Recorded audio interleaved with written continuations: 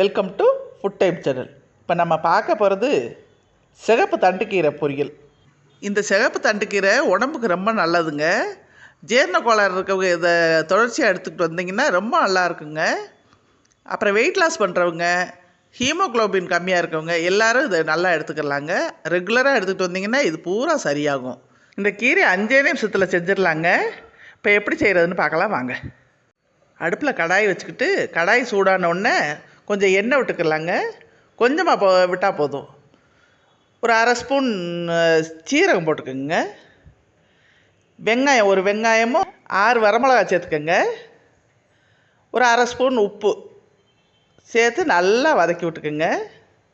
ரொம்ப வதக்க வேணாம், லேசாக வதக்கி விட்டு கீரையை ஆட் பண்ணிக்கோங்க.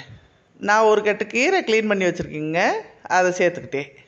நல்லா ஒரு 2 நிமிஷம் நல்லா வதக்கி விட்டு மூடி போடுங்க. கீரைக்கு தண்ணி விட வேணாங்க.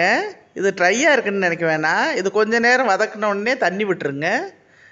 கொஞ்சம் நேரம் மூடி போட்டு சிம்மில் வச்சிங்கன்னா நல்லா தண்ணி விட்டுரும், அதிலே வெந்துடும். மூடி போட்டு ஒரு 2 நிமிஷத்தில் தேங்காய் பூ தூவி இறக்கிற வேண்டியதான்.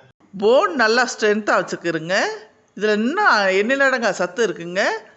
பச்சை தண்டைக்கீரையோட சிவப்பு தண்டைக்கீரை ரொம்ப நல்லதுங்க உடம்புக்கு. கலர் உள்ள காய்க சாப்பிட்றது நல்லதுன்னா கீரை கலராக உள்ள கீரை சாப்பிட்றது இன்னும் ரொம்ப நல்லதுங்க. அம்பிட்டு தாங்க, சுவையான தண்டங்கீரை ரெடி. இந்த டிஷ் செஞ்சு பார்த்துட்டு எப்படி இருக்குன்னு கமெண்ட் பண்ணுங்கள். சப்ஸ்கிரைப் பண்ணாதவங்க சப்ஸ்கிரைப் பண்ணுங்கள், லைக் பண்ணுங்கள், ஷேர் பண்ணுங்கள். தேங்க்யூ.